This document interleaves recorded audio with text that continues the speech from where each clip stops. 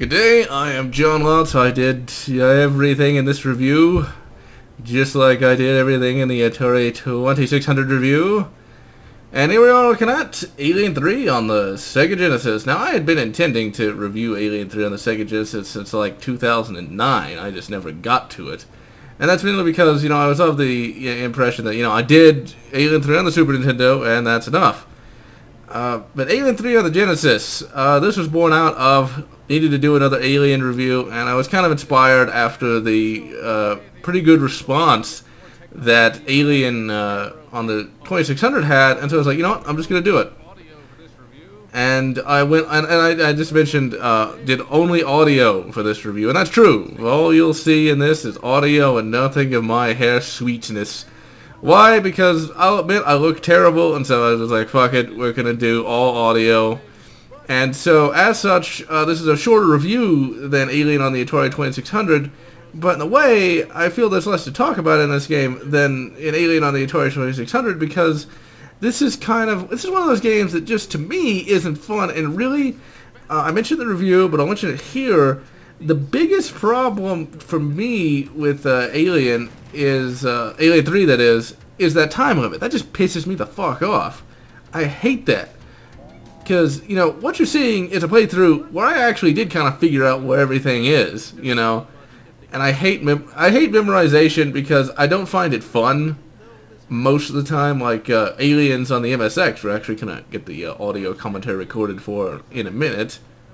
I actually like the memorization because, it's actually you got to figure out where the enemies are. This is where you got to figure out where everything is in a level, and it's like, it just adds some complication to what should be a fairly simple concept of shoot alien with gun. And I found the alien just jumped out way too fast, I don't like the twitchy combat and the methodical nature of the game, coupled with, the time limit, because, as I say later on, you get down to 10 seconds, and you know where that, and you literally can't reach the exit. It's just so arbitrary. Like, give me a reason why there's a time limit. And don't tell me that the webbed-up prisoners... I always call it webbed-up prisoners. And realistically, if I want to be nerdy, and I do, as always, they're cocooned up, but I just keep saying webbed up. I don't know why.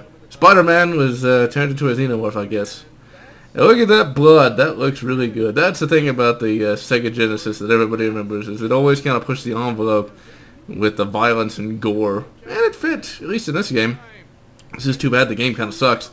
And you know what? I didn't make the reference in this, mainly because, I don't know why I didn't think of it, actually. Look at that flame effect. It doesn't look that bad, actually. Still, though, all the guns are just so short-ranged. Oh yeah, and you also have a motion tracker, which is utterly useless. You can see on the motion tracker enemies that are already on the screen.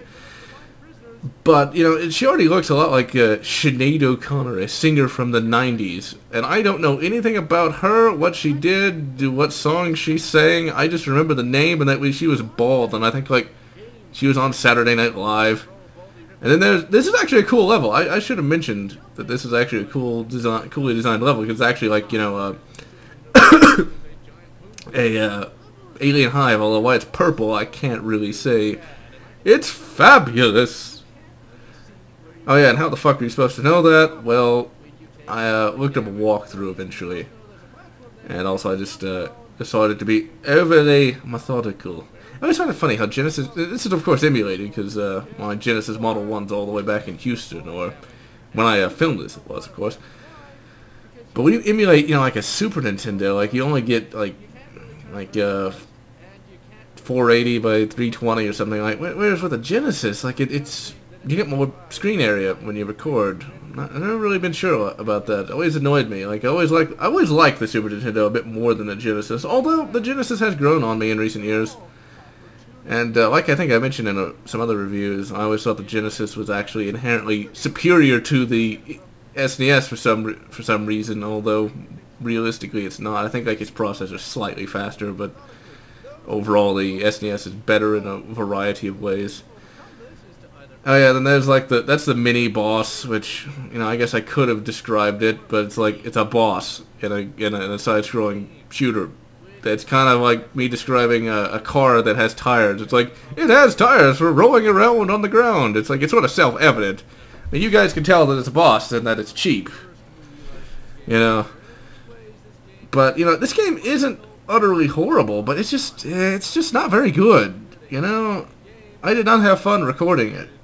It was one of those things of just like, I had to really slog through it when I recorded it. And it was like, do I have enough footage yet? No. Well, I gotta keep going. Do I have enough footage yet? No. Well, I gotta keep going. It just, that time limit really pissed me the fuck off. And even then, I didn't really get that angry at this game, even though I should have. And so, yeah. Alien 3 on the Sega Genesis. Not too bad, and I will see you guys later.